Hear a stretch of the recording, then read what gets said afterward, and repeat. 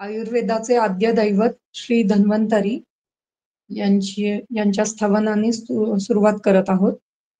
शंखं चक्रं जलौकान् ददत अमृतघटं चारुदोर्भिश्चतुर्भिः सूक्ष्म स्वच्छातिरुद्यान् शुकपरिविलसन् मौलिमं भोजनेत्रं कालाम्बोदोज्ज्वलाङ्गं कटितटविलसश्चारुपीताम्बराढ्यं वन्दे धन्वन्तरिं निखिलगदवनं प्रौढदावाग्निलीलम्.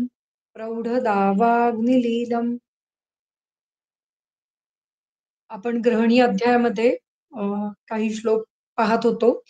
त्यातले जे चिकित्सेचे श्लोक आहेत ते आपण याच्यामध्ये पाहत आहोत. त्यातला पुढचा श्लोक आहे पिंडासव. प्रास्तिकं पिप्पलिं पिष्ट्वा गूढं मध्यं बिभीतकात् उदकप्रस्थसंयुक्तं यवपल्ले निधापये तस्मात् फलं सुजातात्तु सलिलाञ्जलिसंयुतं पिबेत् पिंडासवो हि एष रोगानिकविनाशनः स्वस्थोऽपि एनं पिबेत् मांसं नरः स्निग्धरसाशनः इच्छन् तेषाम् अनुत्पत्तिं रोगाणां ये अत्र कीर्तिताः इति पिंडासवः. पिंडासव म्हणून नाव दिलेलं आहे, पण इथे कुठेही पिंड अशा नावाचं कुठलंही द्रव्य इथे दिसत नाही. काय काय द्रव्य आहेत तर पिंपळी, गुड आणि बिभीतकाचा मधला भाग म्हणजे मध्य म्हणजे बिभीतकाचं बी. तर असं आपल्याला घ्यायचं आहे आणि ते पिष्टवा त्यांचं चूर्ण करायचं आहे. त्यानंतर त्याच्यामध्ये एक प्रस्थ असं जल घालायचं आहे. उदकम प्रस्थ संयुक्तम यवपल्ले निधापये. आता यवपल्ल म्हणजे काय तर पल्ल या शब्दाचा अर्थ आहे कोठार. म्हणजे यवाचा जे काही कोठार आहे किंवा यवापासून बनलेलं जे काही कोठार आहे त्याच्यामध्ये हे घालायचं आहे. त्याच्यामध्ये हे सर्व चूर्ण आणि पाणी असं एकत्र स्थापन करायचं आहे. यवपल्ले निधापये तस्मात् फलं सुजातात्तु. त्याच्यामध्ये एक पल असं सुजात या शब्दाचा अर्थ आहे की काय आपलं शेवग्याची शेंग किंवा शेवगा. शिग्रू म्हणजे सुजात असं एक पल घालायचं आहे. आणि त्यानंतर काय करायचंय तर त्याचं आसव तयार करायचं आहे. तस्मात् फलं सुजातात्तु सलील अंजली संयुतम. हे जे आसव आहे ते एक अंजली पाण्याबरोबर घ्यायचं आहे. हे सलील अंजली संयुतम हे खाली पिबेत पिंडवासवो याच्या बरोबर लावायचंय. म्हणजे आधी हे सर्व तयार करायचं. तस्मात् फलं सुजातात्तु इथपर्यंत हे जे पिंडवासव कसं तयार करायचं याबद्दलचं वर्णन आलेलं आहे. आणि त्यानंतर सलील अंजली संयुतम पिबेत पिंडवासव असा त्याचा अर्थ किंवा अन्वय लावायचा आहे की हे पिंडवासव एक अंजली इतक्या सलील म्हणजे पाण्याबरोबर ते प्यायचं आहे. ही एष रोगानिक विनाशनः. असं हे जे काही पिंडवासव तुम्ही प्यायलं तर ते रोगानिक, अनिक म्हणजे रोगांचा समूह, तर अनेक रोगांचा समूह हे नाश करणारं असतं. अनेक रोगांचा समूह या पिंडवासवाने नष्ट होतो असं त्याचा अर्थ होतो. आता पुढे दिलेलं आहे की स्वस्तो अपि एनम. स्वस्थः अधिक अपि अधिक एनम. एनम म्हणजे इदम सर्वनामाचं हे द्वितीयचं रूप आहे. इदम इमे इमानी प्रथमा, अयम इमे इमाः प्रथमा, इदम एनत इमे एने इमाः एनः द्वितीया. या ठिकाणी नाही, एनम ही एतच्ची, एषः एतौ एते प्रथमा एतद एनम एतत् एनम. एनम हे एततच रूप आहे. हं. अ, म्हणजे याचा अर्थ असा होतो, की हे जे काही पिंडवासव आहे, ते पिंडवासव हे स्वस्थानी सुद्धा प्यावं. ए एनम स्वस्थो अपि पिबेत. हं. कसं कोण आणि कोणी प्यावं तर मांसम स्निग्ध रसाशनः नरः.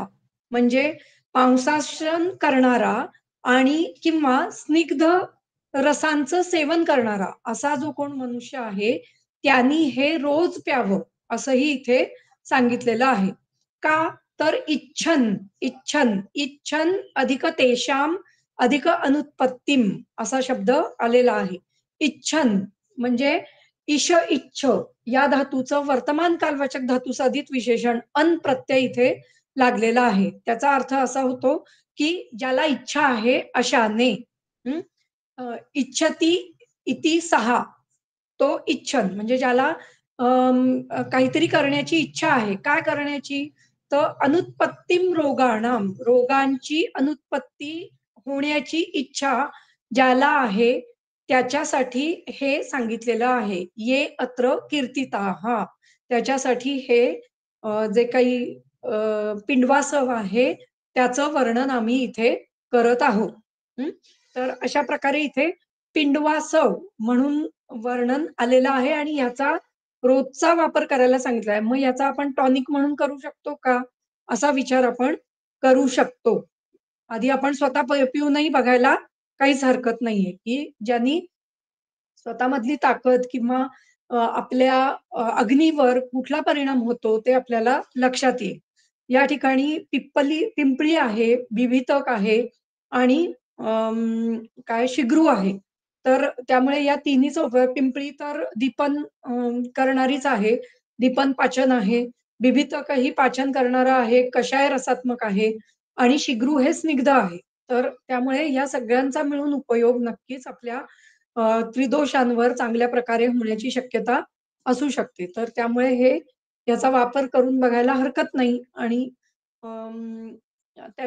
त्याच्यानी होणारे परिणाम हे आपल्याला त्याच्यानी समजतील.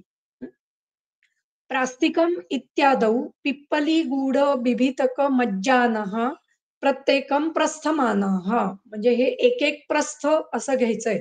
पिंपळी, गूळ आणि बिभितक मज्जा.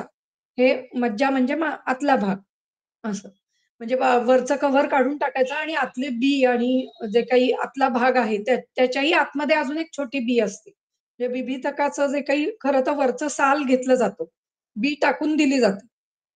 पण या ठिकाणी खास करून बिभितकाची बी घ्यायला सांगितली आहे. ती किंचित मदकारी असते, असं सांगितलं सांगितलं जातं. तर ती ही बी घ्यायला सांगितलेली आहे आणि त्या बीच्या आत म्हणजे जी मोठी बी असते, त्याच्या आतमध्ये जर फोडून पाहिलं तर अजून एक छोटा बदामाच्या आकाराची छोटी बिबितकं मज्जा असते. तर हे दोन्ही घ्यायला हरकत नाही. कारण त्यांनी असं बिबितकं मध्य असं म्हटलेलं आहे. फक्त ती बी किंवा बिबितकं मज्जा हे फक्त चक्रपाणी दत्तांनी सांगितलेलं आहे, की बिबितकं मज्जा घ्यावी. दोन्ही घेऊन करून पाहायला हरकत नाही. त्यानंतर मग ते यवपल्लामध्ये ठेवायचं. त्या यवाचेही काही संस्कार त्याच्यावर होणार आहेत. यव हे वृक्ष करणारं आहे शरीर आणि ते त्रिदोषनाशक पण आहे. तर त्यामुळे त्याचा उपयोगही नक्कीच शरीरावर चांगल्या प्रकारे होण्याची शक्यता आहे. ते रुक्षण करतं, शरीरामध्ये वृक्षभाव निर्माण करतं. हं. तर अशा प्रकारे हे पिंडवासव आपल्याला नेहमीच्या आपल्या काय दैनंदिन दिनक्रमामध्ये वापरायला हरकत नाही. स्निग्ध रसाशन इति स्नेहवत मांसरस भोजना. हां. तर जो स्नेहपूर्ण असं मांसरसाचं जेवण घेणारे त्या मनुष्यानी हे पिंडवासव जास्त प्रमाणात सेवन करायला हरकत नाही.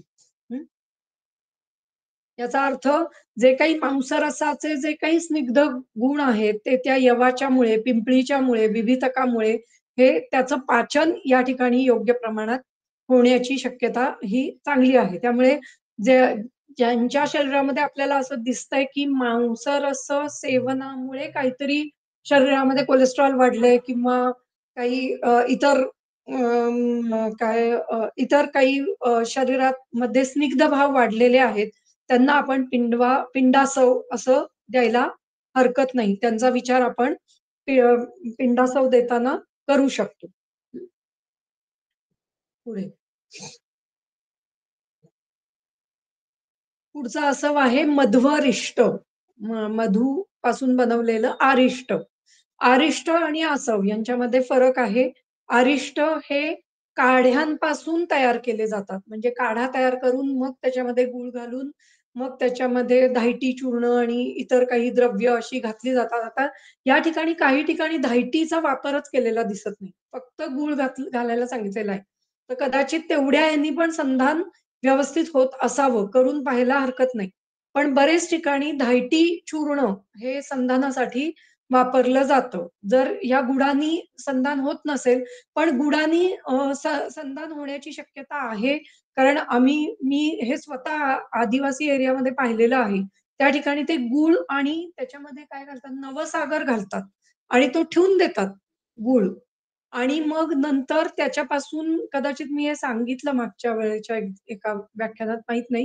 पण तो गूळ नवसागर घालून ठेवून दिला जातो एका प्लास्टिकच्याच बरणी वापरतात ते आणि त्याच्यामध्ये ते ठेवून दिला जातो आणि मग नंतर तो काढून त्याचा असा काहीतरी फर्मेंटेड वास यायला लागला, एकदा आम्ल असा वास यायला लागला, की तो काढून घेतला जातो आणि मग तो त्यांच्याकडे मस्त अर्कपातन यंत्र असतं. जे आपण म्हणजे घरच्या घरी त्यांनी तयार केलेलं असं यंत्र आहे, की ज्याच्यामध्ये खाली एक पातेलं असतं आणि वरती एक नळी घातलेली असते त्या पातेल्यामध्ये काही भोग पाडून म्हणजे वरती झाकण असतं आणि त्या झाकणाला भोग पाडून एक नळी घातलेली असते आणि तिथून एक बांबू बाहेर येतो.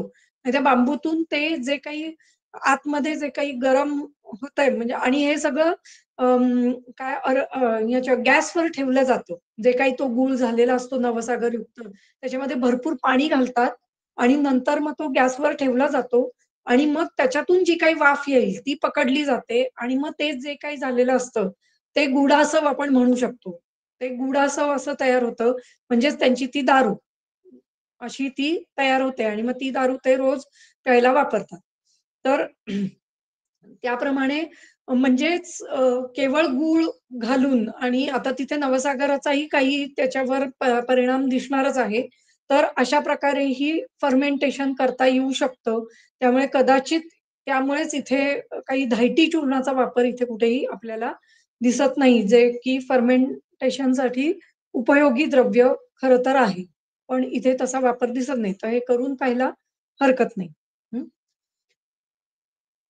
पुढचं आहे मध्वरिष्ट.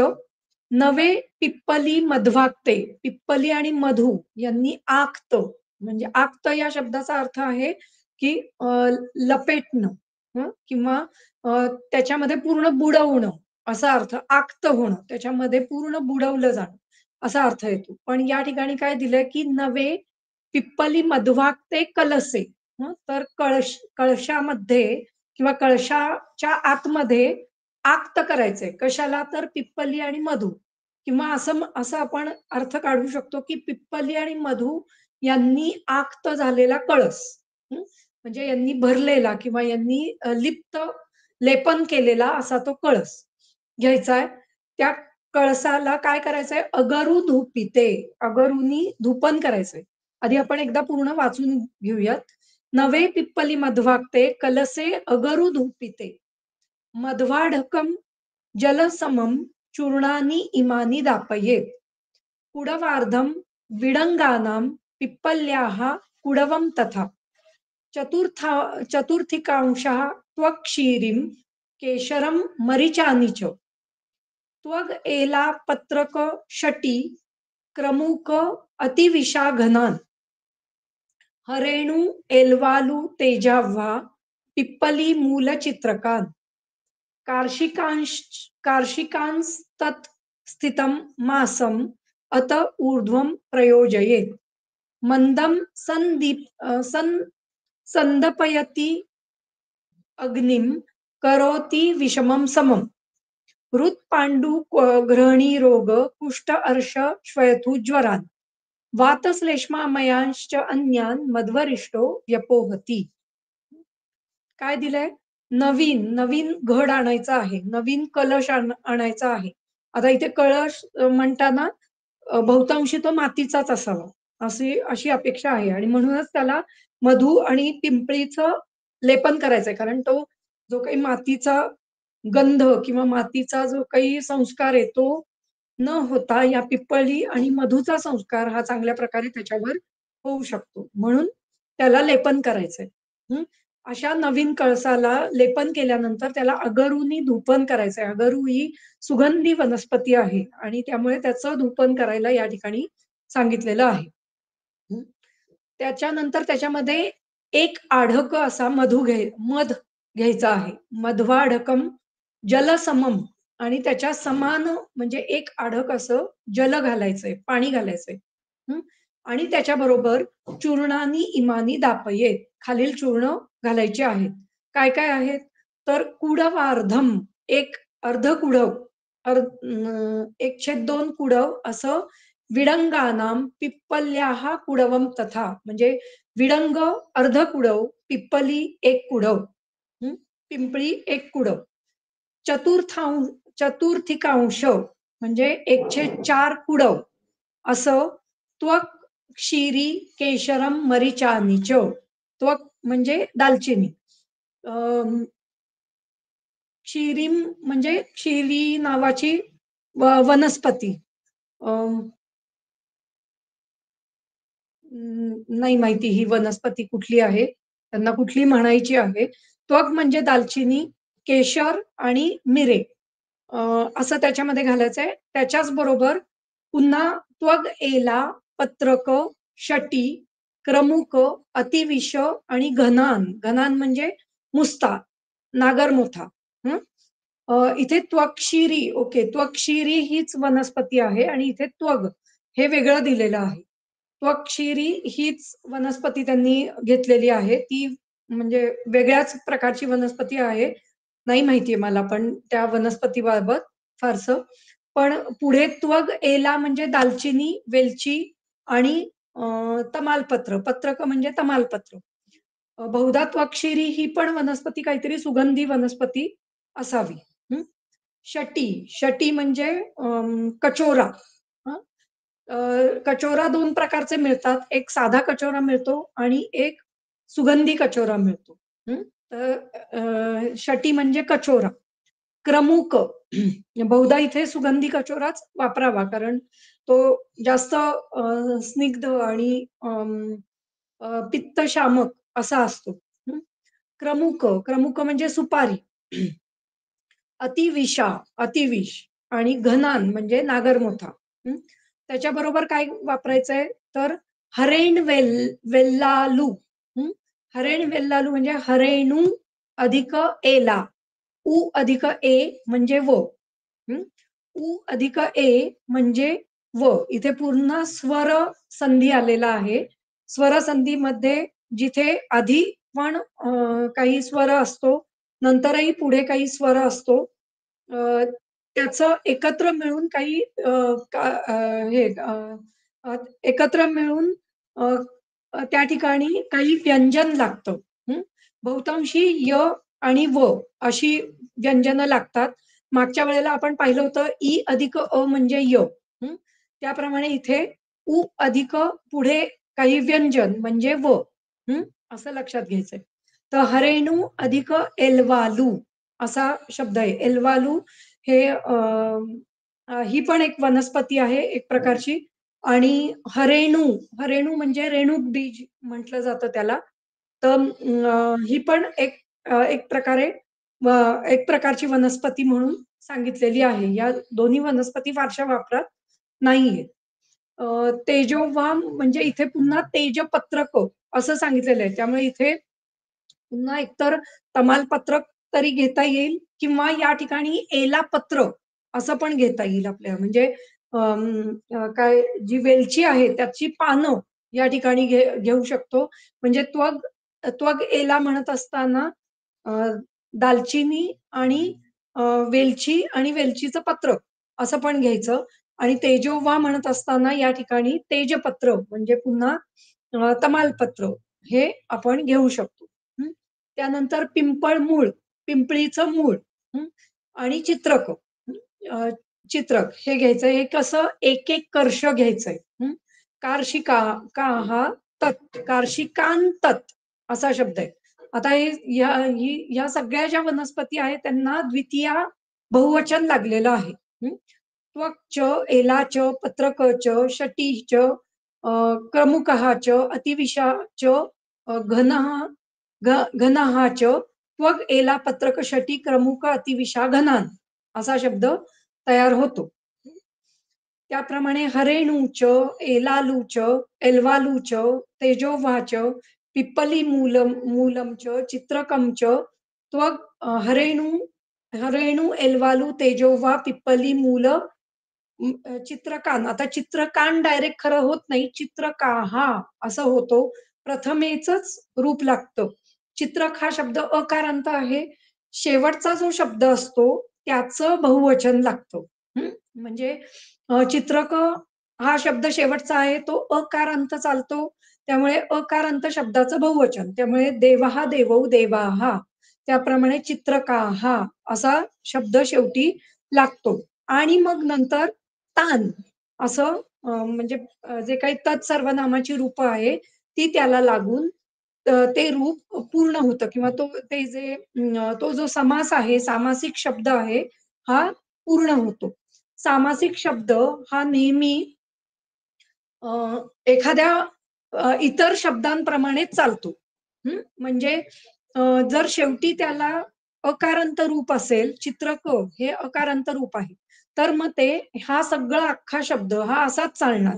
हरेणू, चित्रक, चित्रकाहा, चित्रकौ, चित्रकान असाच सॉरी चित्रकाहा, चित्रकम, चित्रकौ, चित्रकान अशा प्रकारेच तो पूर्ण अख्खा शब्द चालतो. त्यामुळे चालवताना आपण फक्त चित्रक हाच चालवला तरी आपल्याला लक्षात येईल, की हे द्वितीयेचं रूप आहे. द्वितीया बहुवचन असं रूप आहे. हं. हे सगळं एक-एक कर्ष घ्यायचं आहे. हं. आणि मग हे सगळं स्थितम म्हणजे ते ठेवून द्यायचं. कशामध्ये? तर पुन्हा आपण ते मागे सांगितल्याप्रमाणे यवपल्ल घेऊ शकतो किंवा एखादं धान्य कोठार असं घेऊ शकतो, की ज्याच्यामध्ये आपल्याला ते किंवा मडकं घेऊ शकतो. त्या मडक्यामध्ये हे सर्व घालून ठेवून द्यायचं. किती वेळ ठेवायचं? स्थितम मासम 1 महिना ठेवून द्यायचं. आणि मग काय ऊर्ध्वम प्रयोजयत जयेत म्हणजे एका महिन्याच्या नंतरच ऊर्ध्वम मासम ऊर्ध्वम म्हणजे एका महिन्यानंतरच त्याचा वापर करायचा आहे. हं. हे काय करतं तर मंदम संदीपयती मंद अग्नी जो आहे त्याचं संदीपन करतो. हं. मंद अग्नी दीप्त करतो किंवा वाढवतो. अग्निम करोती विषमम समम. विषम अग्नी जो आहे, तो सम करतो. या ठिकाणी संदीपयती इथपर्यंत एक क्रियापद आपल्याला मिळालं. मंदम संदीपयती. हां, त्यामुळे इथे एक वाक्य झालं. हं. त्यानंतर पुढच्या वाक्याचं क्रियापद शोधायचं. काय आहे? करोती. करोती हे क्रियापद आहे. त्याला क्रू धातू आहे. त्याचं वर्तमान कालवाचक रूप झालेलं आहे. त्यामुळे क क करोती म्हणजे करतो. काय करतो? अग्निम करोती. काय करतो? विषमम अग्निम समम करोती. विषम अग्नीला सम करतो. हं. अशा प्रकारे आपण अन्वय लावत प्रत्येक शब्द हा वाचत जायचा आहे. हं. पुढे काय होतं? हृदपांडू ग्रहणी रोग, कुष्ठ, अर्श, श्वयथू, ज्वरा. पुढच्याही या सर्व व्याधींवर त्याचा उपयोग होतो. हृदरोग, पांडुरोग, ग्रहणी रोग, कुष्ठ, अर्श, शोथ आणि ज्वर यांच्यावरही त्याचा उपयोग होतो. पुढे काय? वातश्लेष्मा मयांश्च अन्यान मध्वरिष्टो व्यपोहती. वात, कफज जे काही रोग आहेत त्याच्यावर याचा उपयोग होतो. हं. आणि ह्यालाच मध्वरिष्ट किंवा मधूपासून तयार झालेलं अरिष्ट असं आपण म्हणू शकतो. व्यपोहती, अधिक अपोहती. अपोह म्हणजे त्याचा विचार करणे किंवा त्याच्यावर विचार विनिमय करणे असा अपोह या शब्दाचा अर्थ होतो. ऊहापोह हा शब्द ऐकलेला आहे आपण. त्याच्यामध्ये ऊह आणि अपोह असं 2 रूपं आलेली आहेत. ऊह म्हणजे तर्क करणे आणि तर्कावर पुन्हा काहीतरी विचार विनिमय करणे त्याला म्हणतात अपोह. त्यामुळे आणि व्यपोह या शब्दाचा अर्थ होतो अधिक अपोहती. म्हणजे अ, अजून विशिष्ट प्रकारे त्याच्यावर विचार-विनिमय करणे, याला म्हणतात व्यपोहती. हं. मग इथे मध्वारिष्टाचा इतक्या मोठ्या प्रमाणात विचार करून त्यांनी या ठिकाणी मध्वारिष्टाचं वर्णन केलेलं आपल्याला दिसून येतं. नवे इत्यादौ त्वग एलादीनाम कार्षिकत्वम म्हणजे नव पासून पुढे पिप्पली, मध्व हे सगळं किती घ्यायचंय तर एक कार्षिक, एक कर्ष इतकं घ्यायचं आहे. कारण ह्याचं काहीच वर्णन केलेलं दिसत नाही. पिप्पली, मधू हे जे लावायचंय ते किती घ्यायचं लावायला? तर ते एक कर्ष घ्यावं असं चक्रपाणी दत्त म्हणतात. हं. कारण तो गेला वगैरे हे सगळं कार्षिक सांगितलेलं आहे. एक कर्ष घ्यायला सांगितलंय. त्यामुळे पिप्पली आणि मधू हे सुद्धा एक कर्ष घ्यायला सांगितलेलं आहे. हं.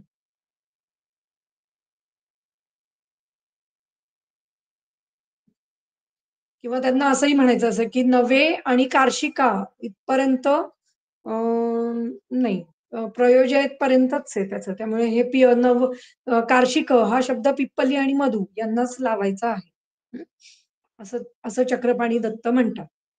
पुढे.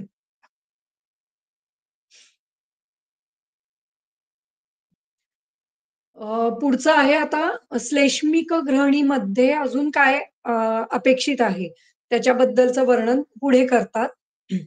समूलां पिप्पलीं क्षारौ पंचलवणानि च मातुलुंग अभया रासना शटी मरीच नागरम कृत्वा समांशं तच्चूर्णं पिबेत प्रातः सुखांबुना श्लेष्मिके गृहिणी दोषे बल्व बलवर्ण अग्निवर्धनम् एतैरेव औषधैः सिद्धं सर्पिः पेयं समारुते गौल्मिके षट्फलं प्रोक्तं भल्लातक घृतं च यत्. हं? अ, हां. आता कफज ग्रहणी जर त्याच्या बरोबर मारुत म्हणजे या ठिकाणी द्वंद्व किंवा संयोग सांगितलेला आहे, की कफज ग्रहणी आहे आणि समारुत आहे. म्हणजे तिथे अ, वात वातदोषाचंही प्राबल्य आहे. अशा ठिकाणी आपल्याला काय करायचं आहे, तर काय दिलंय, की समूलां पिप्पली म्हणजे पिंपळीचं मूळ. हं. क्षारौदौ 2 क्षार. 2 क्षार म्हटलं, की पहिले 2 क्षार यवक्षार आणि सज्जिक्षार असं आपल्याला या ठिकाणी लक्षात घ्यायचं आहे. यवक्षार आणि सज्जिक्षार. त्यानंतर 5 लवण, पंचलवण म्हणजे क्षार हे इतर पण आहेत. पण खास करून द्वौ क्षारौ म्हणत असताना यवक्षार आणि सज्जिक्षार हे आपल्याला म्हणजे ते स्पेशली आपल्याला सापडतात. त्यामुळे ते त्या त्या पद्धतीने घेताना बाकी सगळे जे क्षार असतात ते कुठल्यातरी वनस्पतीपासून किंवा म्हणजे अपामार्ग क्षार आहे, नारिकेल क्षार आहे. हे सगळे कुठल्यातरी वनस्पतीपासून किंवा कुठल्यातरी अं, अ, अ, म्हणजे वेगळ्या रॉ मटेरियल पासून तयार केले जातात. पण यवक्षार आणि सज्जिक्षार हे प्रॉपर सापडले जातात. सापडतात. त्यामुळे अ, त्यांना मिनरल्स असं आपण म्हणू शकतो. तर ते आपल्याला सापडतात खास करून जमिनीमध्ये. त्यामुळे त्या क्षारांचा वापर हा मोठ्या प्रमाणात केला जातो आणि ते क्षारच आपल्याला या ठिकाणी वापरायला सांगितलेले आहे. हं. तर द्वौ क्षारौ पंचलवणानी 5 प्रकारचे लवण हं, हे घ्यायचंय. त्याच्याबरोबर काय महाळुंग, मातुलुंग, अभया, रासना, शटी, पुन्हा शटी आलेली आहे. शटी म्हणजे कठोर. मरीच, मिरे आणि सुंठ, नागरम. कृत्वा समांशम या सगळ्यांचं समान अंशामध्ये ते आपल्याला घ्यायचे आहेत. म्हणजे हे पिंपळ मुळापासून ते नागरापर्यंत समान अंशात घ्यायचं आहे. तच्चूर्णम पिबेत त्याचं चूर्ण करायचंय आणि काय ते प्रातः सुखांबुना पहाटे-पहाटे प्यायचंय. हं. कशाबरोबर तर सुखांबुना साधारण प्रातःकाली हा कफाचा काळ सांगितलेला जातो. त्यामुळे म्हणजे साधारण सकाळी 6 ते 10 हा कफाचा काळ सांगितला जातो. त्यामुळे त्या काळामध्ये जर आपल्याला अजून वायूवर काम करायचं असेल, तर कदाचित त्यांचं म्हणणं असं असेल, की प्रातः म्हणजे ब्राह्ममुहूर्तावर किंवा ब्राह्ममुहूर्त आणि जे काही 6 वाजेपर्यंतचा जो काही काळ आहे, त्या काळामध्ये हे चूर्ण घ्यायचं आहे. ज्यामुळे ते वातावरही काम करेल आणि त्यानंतर निर्माण होणाऱ्या कफावरही काम करणार आहे. हं. या ठिकाणी कफज ग्रहणीमध्ये क्षारांचा वापर, कफज ग्रहणीमध्ये लवणांचा वापर असा करायला सांगितलेला आहे. तर लवण हे सगळ्यात जास्त पित्तकारक आहे. हं. आणि त्या गोष्टीचा वापर म्हणजे ॲसिडिक मीडियमचा वापर कदाचित अल्कलाईन मीडियमसाठी करावा, अशी इथे अपेक्षा दिसून येते. त्यामुळे म्हणून त्याचा उपयोग करायला सांगितला. त्यांनी अनुलोमन होऊन जे कफ जो आहे तो खाली निघून जाणार आहे. म्हणजे कफ हा शौचावाटे निघून जाणार आहे, अशी बहुधा अपेक्षा त्यांना असावी. हं. श्लेष्मिके ग्रहणी दोषे बल, वर्ण, अग्निवर्धनम. बल, वर्ण आणि अग्नी याचं वर्धन होण्यासाठी याचा वापर करायला त्यांनी इथे सांगितलेला आहे. हं. एतैः एव औषधैः या सर्व औषधांनी काय होतं? औषधैः सिद्धम सर्पिः म्हणजे एकतर हे चूर्ण स्वरूपात वापरावं किंवा जर त्याच्याबरोबर वायू असेल, समारुते म्हणजे वातासह कफज ग्रहणी असेल, तर त्या ठिकाणी याच औषधांनी सिद्ध असं घृत तयार करायचं आहे. हं. एतैः एव औषधैः सिद्धं सर्पिः पेयम समारुते म्हणजे वातासह श्लैष्मिक ग्रहणी असेल, तर त्या ठिकाणी घृतपान करायचं. हं. किंवा जर अशा प्रकारे अवस्था असेल, की श्लैष्मिक ग्रहणी असेल, पण सवात असेल, तर काय काय करायचंय आपल्याला? तर अ, गुलबामध्ये सांगितलेले षटपल घृत किंवा भल्लातक घृताचाही या ठिकाणी आपण वापर करू शकतो आणि मग या षटपल घृत किंवा भल्लातक घृताचा प्रातःकाळी वापर सुखांबूसह करायचा आहे.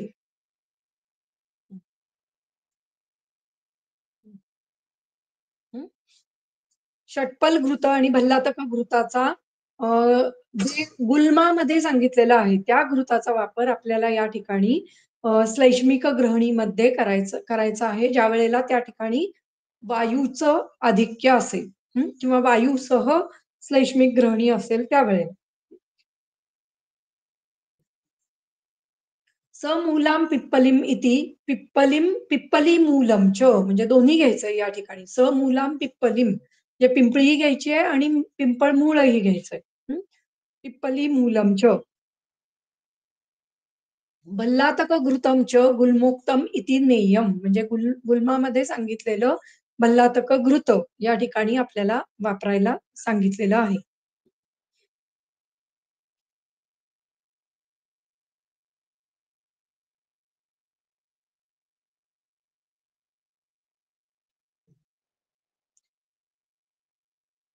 वातज कफज ग्रहणी ही कशी असेल याचा विचार मी थोडा करत होते. तर जर आपण कफज ग्रहणीचे रूप पाहिली किंवा कफज ग्रहणीमध्ये जर विचार केला तर पुन्हा ज्या ग्रहणीच्या ज्या काही अवस्था असेल किंवा ग्रहणीचं जे काही लक्षण आहे, की मुहुर्मुहुर सॉरी कधी अ, अ, बद्धकोष्ठता तर कधी द्रवमल प्रवृत्ती हे ग्रहणीचं सगळ्यात मूळ लक्षण. श्लैष्मिक ग्रहणीचे सर्व हेतू या ठिकाणी दिसत असतील. म्हणजे कफकारक आहार, हे संतर्पणजन्य आहार हे सगळे हेतू आपल्याला त्या ठिकाणी दिसत आहेत. अग्निमांद्य झालेलं आहे हेही दिसत आहे.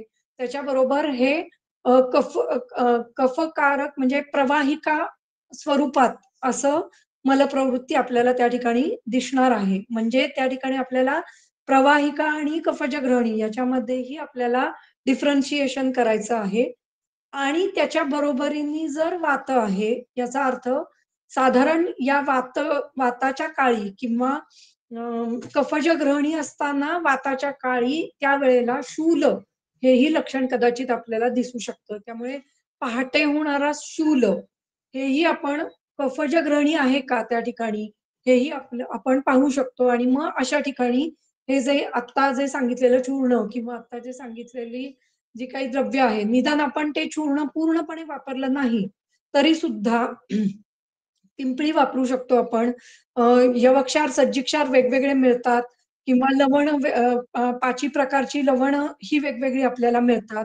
तर ह्या सगळ्याचा वापर आपण त्या ठिकाणी करू शकतो, की म्हणजे आपण जे काही चूर्ण देतो किंवा आपण जे काही पुड्या बांधून देतो, त्या ठिकाणी त्या पुड्या ह्या पिंपळी किंवा लवणं किंवा या या प्रकारे यवक्षार, सज्जिक्षार अ, असं वापरून ते महाळुंग रसातून घ्या, असंही आपण त्या ठिकाणी कॉम्बिनेशन्स आपण देऊ शकतो. फक्त ते देताना त्या वाताच्या काळी किंवा प्रातःकाली असं द्यायला जे इथे सांगितलेलं आहे, त्याचा विचार आपण या ठिकाणी करू शकतो, की जिथे कफज ग्रहणी म्हणजे हेतू सगळे कफज दिसतायत आणि अ, वाताचं लक्षण असं दिसतंय, की सशूल किंवा वातज काळी शूल आहे. असं आपल्याला जर लक्षणं दिसत असेल, तर त्या ठिकाणी याचा उपयोग निश्चितच चांगला होण्याची शक्यता आहे. सुंठ तर गृहिणीमध्ये वापरलं जातच, आपोआपच ते पडतं हातातून. त्यामुळे ते वापरावंच. पण इतरही या सगळ्या सर्व गोष्टींचा वापर नक्कीच करायला हरकत नाही. मरीच वापरताना आणि पिंपळी वापरताना जरा विचार करावा लागतो किंवा त्याचा त्रास होणार नाही ना, असा विचार करूनच ते वापरावं लागतं. पण ज्या ठिकाणी आपल्याला कफज ग्रहणीची चे हेतू आणि लक्षणं दिसत आहेत आणि प्लस त्याच्याबरोबर सशूल आहे, तर त्या ठिकाणी आपण नक्कीच याचा उपयोग करू शकतो. पुढे अ, बीडकोलोत्थ लवणं सर्जिका यवशूकजम् सप्तलां कंटकारीं च चित्रकं चेति दाहयेत्. सप्त कृत्वा श्रुतस्य अस्य क्षारस्य द्विआढकेन तु आढकं सर्पिषः पक्त्वा पिबेत् अग्निविवर्धनम् इति क्षारघृतम्. याला क्षारघृत असं म्हटलेलं आहे. हे या ठिकाणी सगळे बरेचसे क्षारच आहेत. हं. काय-काय आहेत तर बीड लवणं. बीड लवण वापरायला सांगितलंय. कालोत्थ म्हणजे काळे मीठ. कालोत्थ लवणम काळे मीठ. हं. त्यानंतर सर्जिका म्हणजे सज्जिक आणि यवशूक म्हणजे यवक्षार. हं. त्यानंतर सप्तला, कंटकारी, चित्रकम, चेती, दाह ये. सप्तला, कंटकारी आणि चित्रक यांचा दाह करायचा आहे. म्हणजे त्यांना अग्नी द्यायचा आहे. म्हणजे ते चक्क अग्नीवर भाजायचे आहेत. हं. मग हे यांचं चूर्ण तयार करायचं आणि ते डायरेक्ट तव्यावर भाजायचं. हं. क क कुठपर्यंत भाजायचं तर त्यांची चांगली पांढऱ्या रंगाची राख होईपर्यंत. हं. अ, अशा प्रकारे त्याचा क्षार तयार केला जातो. हं. सप्तलां कंटकारिं चित्रकं चेति दाहयेत्. त्यानंतर काय करायचं सप्त कृत्वा श्रुतस्य अस्य म्हणजे हे सर्व पाण्यामध्ये घालायचं. हं. आणि ते 7 वेळा 7 वेळा ते फिल्टर करायचं. श्रुतस्य अस्य. श्रुत करायचं म्हणजे ते 7 वेळेला गाळायचं. हं. सप्त कृत्वां श्रुतस्य अस्य मग त्याचा जो काही क्षार आहे तो खाली बसतो. हं. क्षारस्य द्विआढकेन तू म्हणजे 2 आढक हा क्षार घ्यायचा आहे आणि त्याच्यामध्ये 1 आढक घृत घालून त्याचं पाचन करायचंय म्हणजे पुन्हा घृतपाक तयार करायचा आहे. म्हणजे आधी हे 2 अडक करायला आपल्या किती मोठ्या प्रमाणात ते लागेल सगळ्या वनस्पती. हं. आणि जर मग मोठ्या प्रमाणात वापरत असू आपण त्या वनस्पती, तर या ज्या वनस्पतींचे जे काही लाकडं मिळतील आपल्याला किंवा जे काही काष्ट असतील, ती डायरेक्ट अग्नीवर भाजावी. त्याचं चूर्ण करत बसून ते चूर्ण पुन्हा पांढरं होईपर्यंत भाजत बसलो, तर खूप वेळ जाणार त्याच्यामध्ये. त्यापेक्षा हे जे काही लाकडं आहेत, ती डायरेक्ट फर्नेसमध्ये किंवा आपल्या ओव्हनमध्ये अशा स्वरूपात आपण भाजून घेऊ शकतो. हं.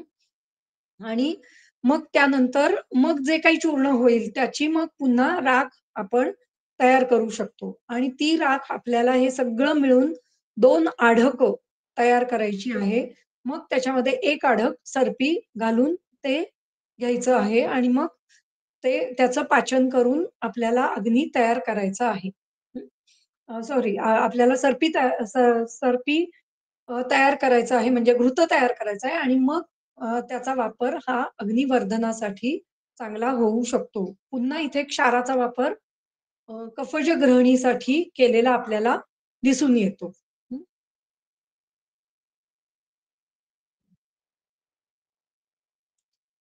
बीडं कोलोत्थ लवणम इति बीडलवणम.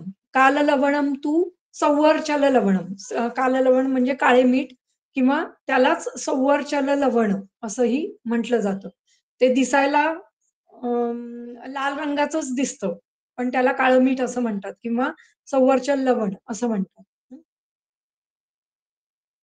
अं, आता हे खालचं आहे, खालच्यासाठी आहे. पुढे. समूलां पिप्पलीं पाठां चव्य इंद्रयव नागरम् चित्रक अतिविशे हिंगू श्वद्रंष्ट्रा कटुरोहिणीम् वचां च कार्षिकं पञ्चलवणानां फलानि च दध्ना प्रस्थद्वये तैलसर्पिषयोः कुडवद्वये खण्डीकृतानि निष्क्वाथ्य शनैः अन्तर्गते रसे अंतर्धूमं ततो दग्ध्वा चूर्णं कृत्वा घृताप्लुतं पिबेत् पाणितलं तस्मिन् जीर्णे स्यात् मधुराशनः वातश्लेष्मामयान् सर्वान् हन्याद् विषगरांश्च सः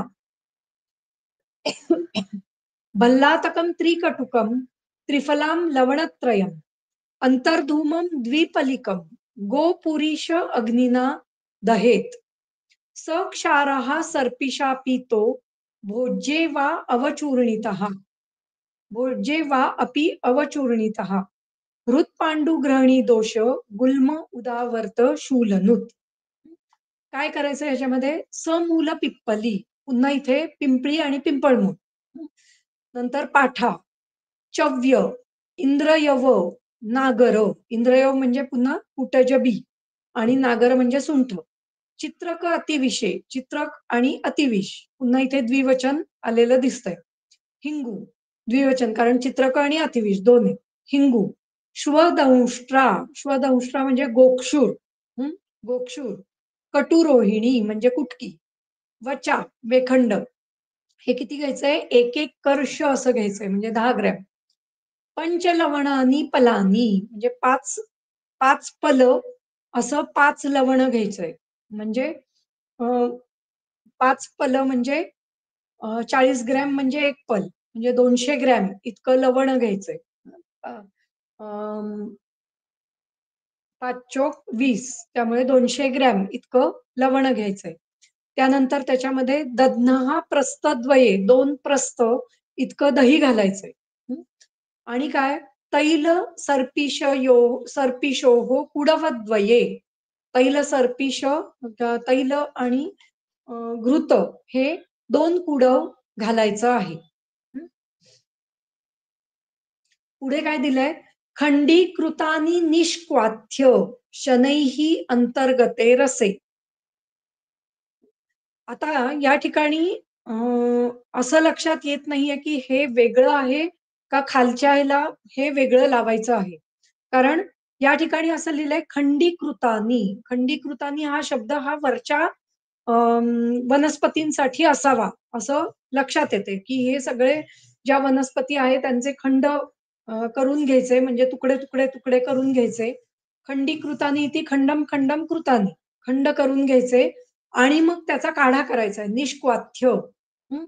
आणि मग शनैही अंतर्गते रसे म्हणजे याचा अर्थ हळूहळू त्या द्रव्यांचा रस त्या काढ्यामध्ये जायला पाहिजे असा त्याचा अर्थ होतो.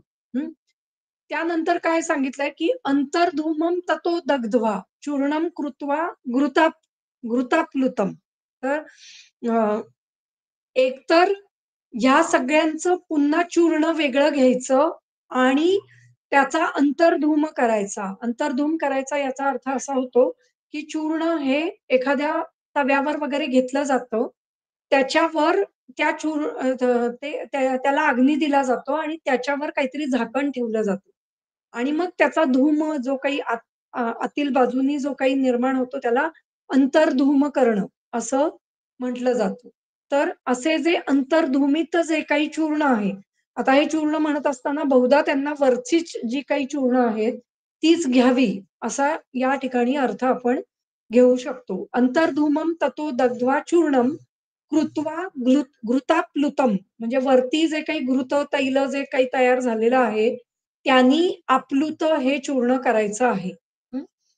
जे काही चूर्ण अंतर्धुमित झालेलं आहे, ते वरच्या घृतांनी आप्लुत करायचं आहे. म्हणजे त्या घृतामध्ये ते घृतामध्ये ते चूर्ण घालायचं आहे, असंही आपण म्हणू शकतो. म्हणजे हे अंतर्धुमित जे काही चूर्ण आहे, ते त्या घृताचा प्रक्षेप म्हणून आपण वापरू शकतो. अशा प्रकारे हे घृत तयार झालं. हं. ते घृत प्यायचं आहे. पिबेत पाणी तलम. पाणी तल इतक्या प्रमाणामध्ये ते घृत प्यायचंय. पाणी तल म्हणजे बहुतेक तरी पल, एक पल असाच अर्थ होतो. एक पलालाच पाणी तल असा शब्द किंवा पर्याय आहे. त्यामुळे एक पल म्हणजे 40 ग्रॅम इतकं त्यांनी सांगितलेलं आहे. तस्मिन जीर्णे ते जीर्ण झाल्यावर म्हणजे सकाळी-सकाळी हे प्यावं. हं. तस्मिन जीर्णे ते जीर्ण झाल्यावर मधुर असं भोजन करायचं आहे. मधुराशनः मधुर असं भोजन करायचंय म्हणजे आपण दूध भात किंवा त्या दूध भाताबरोबर काहीतरी मधुर म्हणजे गोड असं काहीतरी देऊ शकतो किंवा भाकरी आणि काहीतरी गोड किंवा दूध भाकरी अशा प्रकारे अन्न आपण देऊ शकतो. मधुराशनः हे कशासाठी उपयोगी आहे? तर वात श्लेष्मामयान, वात कफज व्याधी ज्यांना असतील त्यांच्यासाठी सर्वांहन्यात विषगरांश्च सहा ज्याला गरविष झालेलं आहे, अशामध्ये सुद्धा याचा वापर करायचा आहे. पाणीतल म्हणजे कर्श बरं का, पल नाही. पाणीतलम इति कर्षः म्हणजे 10 ग्रॅमच घ्यायचंय. 40 ग्रॅम नाही. 10 ग्रॅम एवढं हे चूर्ण घ्यायचं आहे. हं. आणि मग ते काय करायचं कोणासाठी वापरायचंय तर वात, कफज व्याधींमध्ये आणि गरविषामध्ये याचा वापर जास्तीत जास्त करायचा आहे. पुढे अजून एक प्रकारचं चूर्ण या ठिकाणी ते देतात. भल्लातकम त्रिकटुकम. भल्लात आणि त्रिकटू म्हणजे सुंठ, मिरे, पिंपळी. त्रिफळा मग अ, हिरडा, भेडा, आवळा आणि लवणत्रयम म्हणजे पुन्हा सैंधव, काळे मीठ म्हणजे काय स हे संवरचल आणि बीड लवण असे 3 लवणं साधारणतः पहिल्या 3 लवणत्रयम याच्यामध्ये येतात. तर हे सर्व द्रव्य एकत्र घ्यायची आहेत. ते काय करायचंय अंतर्धूमम द्विपलिकम 2-2 पल इतकी ही चूर्ण घ्यायची आहे आणि त्याला अंतर्धूमित पुन्हा करायचं आहे. मगाशी जसं सांगितलं तसंच अंतर्धूमन करायचंय. त्यासाठी अग्नी कशाचा वापरायचा आहे? तर गोपुरीषाचा अग्नी वापरायचा आहे. म्हणजे जे गाईचं जे गोबर आहे, त्या गोबराचा अग्नी वापरून त्याचं दहन करायला सांगितलेलं आहे. स क्षारः सर्पिषापी तो भोज्ये वा अपि अवचूर्णिताः म्हणजे क्षारांच्या सह याचा या घृताचा वापर म्हणजे जे काही वरती हे जे काही क्षार तयार होईल याच्यापासून भल्लातक त्रिकटू याच्यासह घृतपान करायला सांगितलेलं आहे. हं. आणि याचा उपयोग कसा करायचा तर भोज्य म्हणजे जेवत असतानाच याचा उपयोग करायचा आहे. भोज्ये वा अपि अवचूर्णिताः ग ग अं, जेवण करत असतानाच याचा उपयोग एकतर चूर्ण स्वरूप करावा किंवा सरपीबरोबर त्याचा म्हणजे घृताबरोबर ते क्षार एकत्र करून करायचा आहे. याचा उपयोग काय होतो तर हृदरोग, पांडुरोग, ग्रहणी दोष, गुल्म, उदावर्त आणि उदावर्त याच्यातला जो काही शूल आहे, त्यांचा नाश करण्यासाठी याचा उपयोग होऊ शकतो. म्हणजे त्याचा उपयोग आपल्याला इमर्जन्सीमध्येही करता येऊ शकतो. एकच मिनिट मी आले.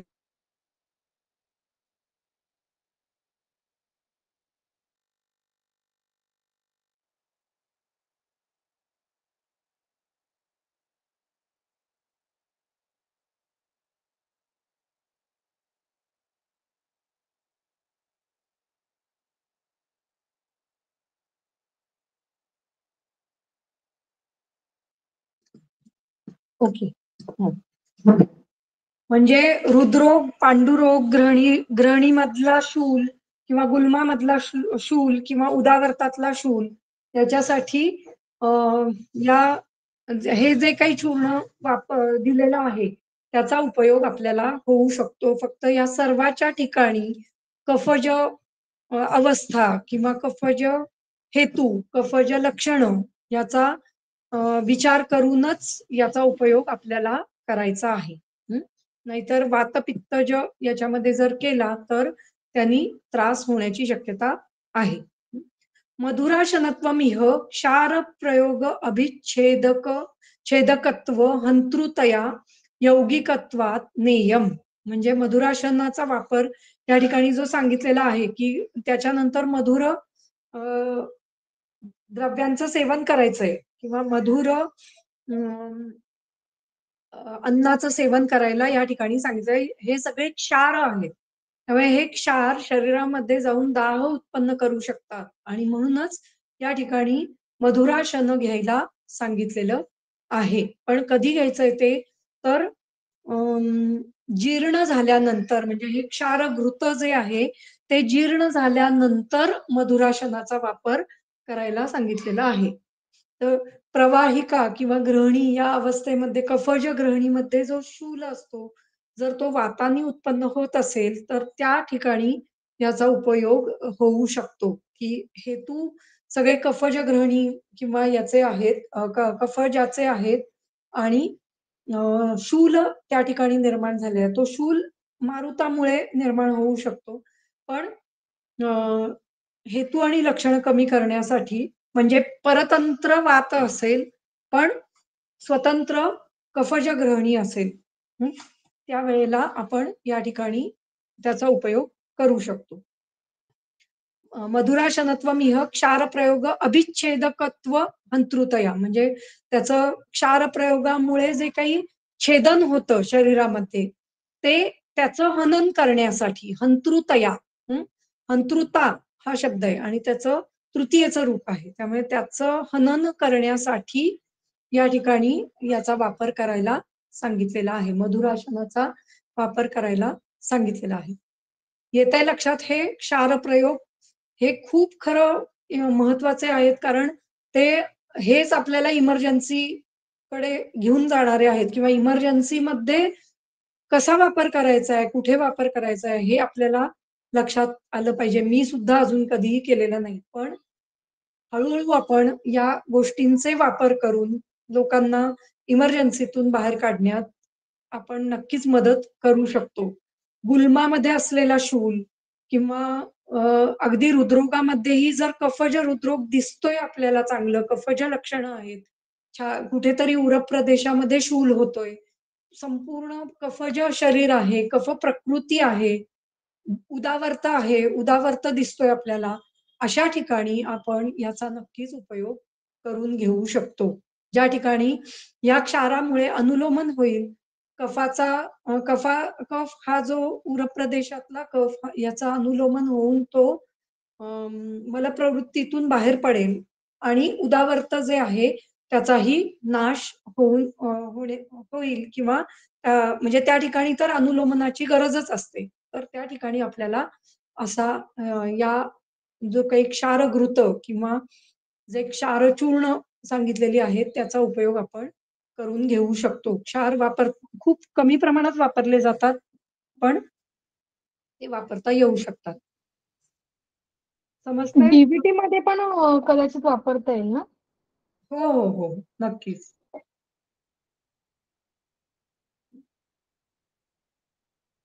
अशा ठिकाणी त्याचा वापर करता येऊ शकतो. बाकी अजून कोणाला काही कळलं नाहीये असं आहे? पुढचंही एक क्षारच आहे. हे पण आपण घेऊन टाकू पटकन. काय लिहिलंय?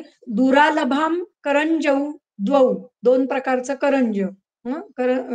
एक साधं आणि एक बहुधा घृतकरंज म्हणून असतं. तर ही दोन प्रकारचे करंज. त्यानंतर सप्तपर्ण, सवत्स क म्हणजे कुटज. त्यानंतर षड्ग्रंथा म्हणजे वचा, वेखंड. मदनम म्हणजे मदन फळ, मूर्वा म्हणजे मोरवे, पाठा पाठा, आरगवद म्हणजे बहावा. सगळी जी द्रव्य आहेत ती एकतर छेदन भेदन करणारी तरी आहेत किंवा तरी पाठा नाहीये, मदन फळ आहे आणि करंज इत्यादीचाही वापर तशाच प्रकारे म्हणजे कृमीनाशन किंवा म्हणजे नाशक आहे, काहीतरी हिंसक आहे. आरगवद हे पण अनुलोमन करणारं आहे. हं. तर अशा प्रकारची द्रव्य, वेखंड हे स्वतः छेदन करणारं आहे. त्यामुळे त्या सर्वांचा उपयोग गोमूत्रेण समांशानी कृत्वा, हं. म्हणजे ही सर्व चूर्ण घ्यायची, त्याच्यामध्ये अंशानी गोमूत्र घालून त्याला भावना द्यायच्या. हं. समांशानी कृत्वा चूर्णानी दाहयेत, त्याचं पुन्हा चूर्ण तयार करायचं. म्हणजे गोमूत्राची भावना द्यायची, त्यानंतर ते उन्हात तापवायचं. हं. आणि ते मग चूर्ण जे आहे ते पुन्हा दहन करायचं. पुन्हा त्याचा क्षार करण्यासाठी ते चूर्ण दहन करून त्याची पांढरी राख तयार करावी लागते. आणि मग त्याचा उपयोग याच्यासाठी होऊ शकतो. हं.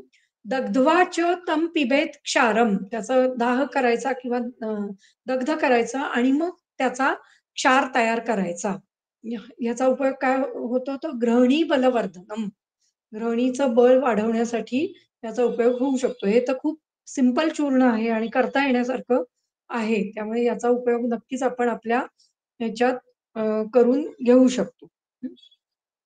गोमूत्रेण समांशानी इति गोमूत्रेण मिलितम चूर्णम तुल्यम.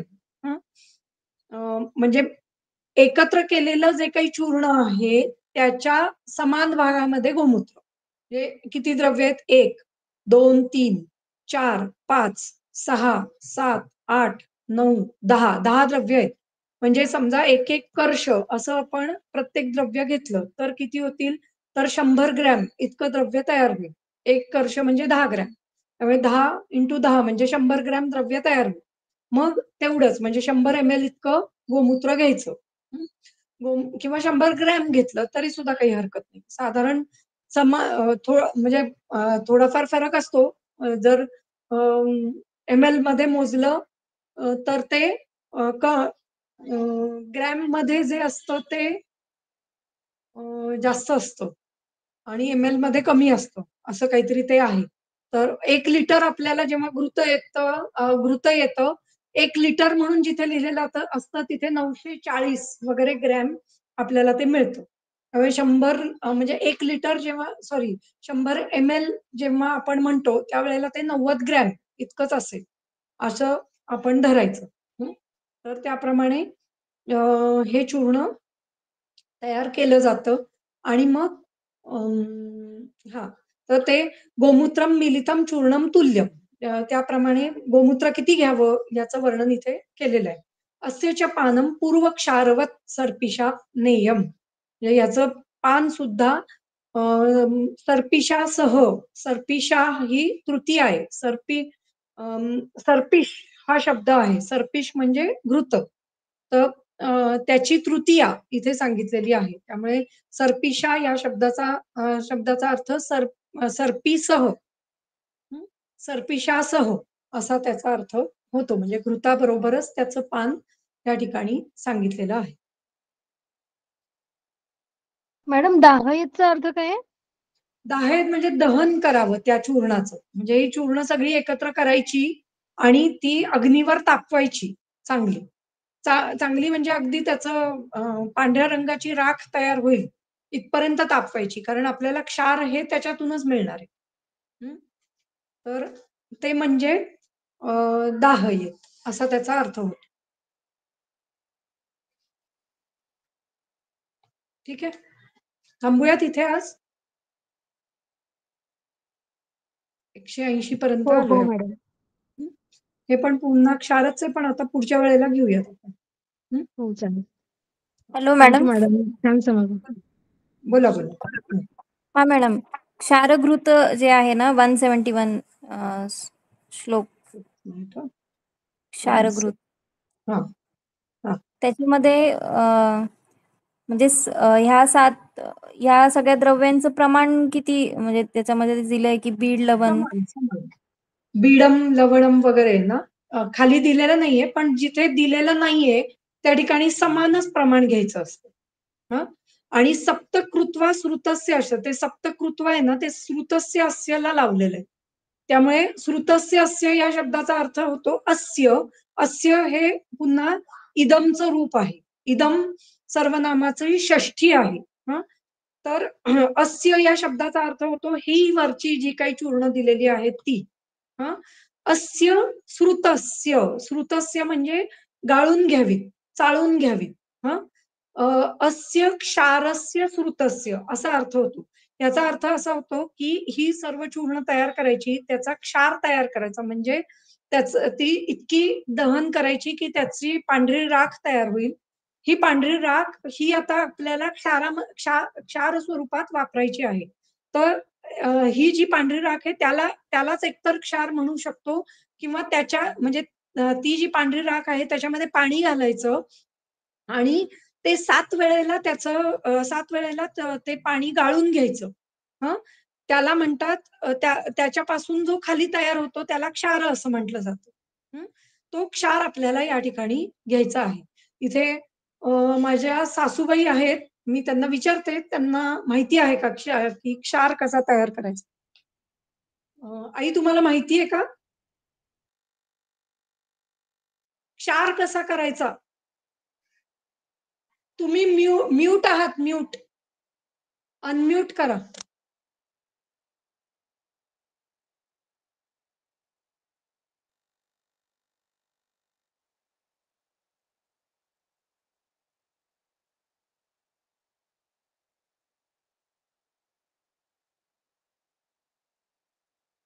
हं. वनस्पती जाळायची, त्याची राख करायची. ऐकू येतंय का? हो मॅडम. हो, येतंय मॅडम. हं. येतंय, येतंय.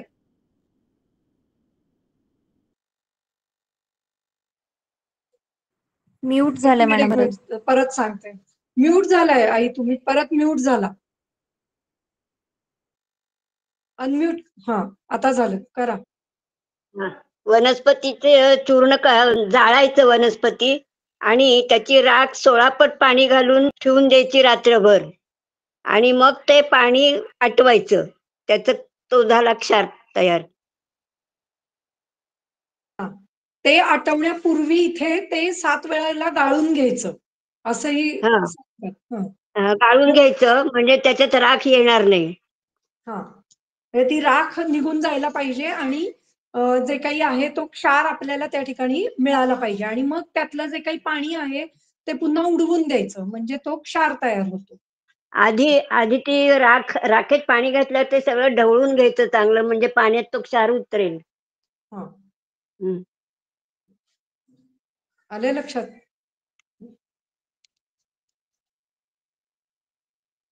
हां, अश्विनी काही बोलायचंय का?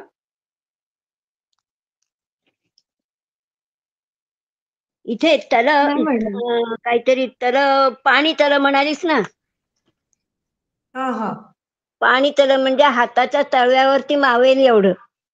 हां, हां. पण त्याचा अर्थ एक कर्ष असा होतो. हां. हां. मॅडम परत एकदा सांगता का? पुन्हा एकदा सांगा आई. वनस्पतीची राख केल्यानंतर ती राख 16 पट पाण्यामध्ये घालायची आणि ते चांगलं हलवायचं, ढवळायचं सगळं आणि नंतर मग स्थिर करायला ठेवून द्यायचं रात्रभर आणि नंतर मग ते पाणी 7 वेळा गाळून घेऊन आटवायचं आणि ते आटेल ते त्याचा तयार क्षार होतो. ठीक आहे मॅडम. असं समजलं? आम्ही अपामार्ग क्षार, चिंचा क्षार असं केलेलं आहे. चिंचेच्या सालीचा क्षार. हं, शंखवटीला आहे चिंचा क्षार. हं. आलंय लक्षात? हं. हो हो मॅडम. मॅम.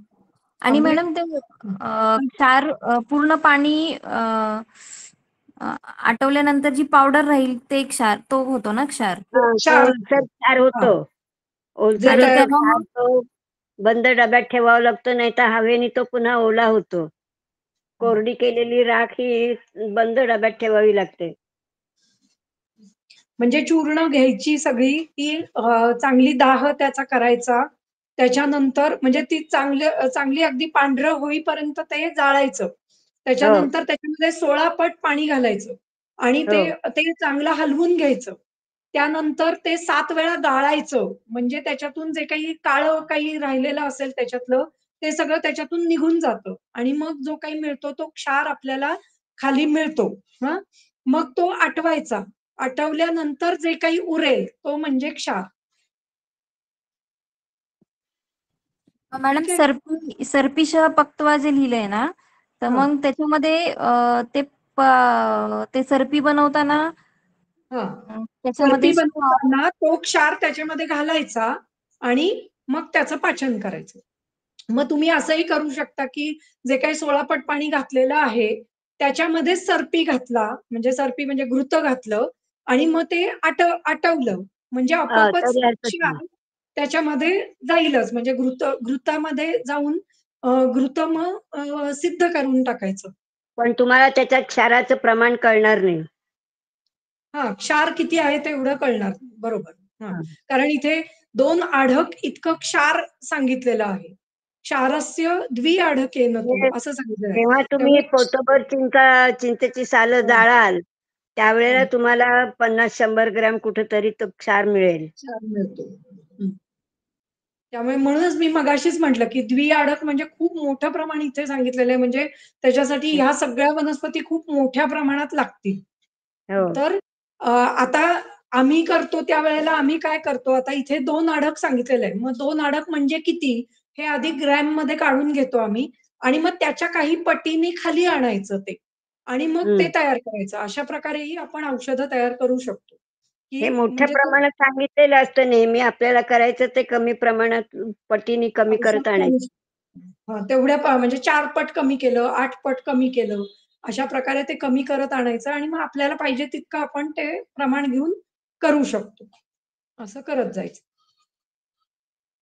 हे त्यासाठी आढकं वगैरे म्हणजे किती हे आपण पुढे हा अध्याय संपल्यावर आधी तेच पाहून घेऊया अडक क्षारमंत्र. म्हणजे 256 तोळे. 256 हां. 256 तोळे. तोळा म्हणजे पुन्हा एक अ, अ, म्हणजे 1 80 कर्ष जर तोळ्याचा आपण 1 शेर धरलं होता. अ, 80 म्हणजे 10 80 ग्रॅम किंवा तोळ्याचा 1 12 शेर ग्रॅम. होता. हां, 80 तोळ्याचा 1 शेर होता. 1 शेर. हां. पण ठीक आहे.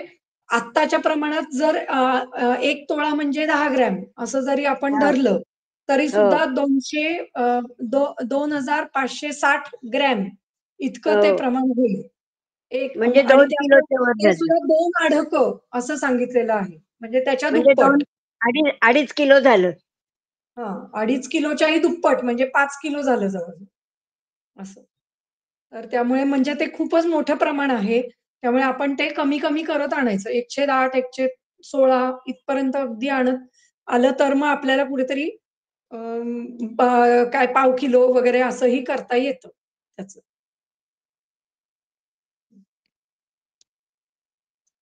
ठीक आहे? हो, आलं मॅडम लक्षात. हो. हं. चालेल मग थांबूया आज इथे. हं. हो. Thank you madam.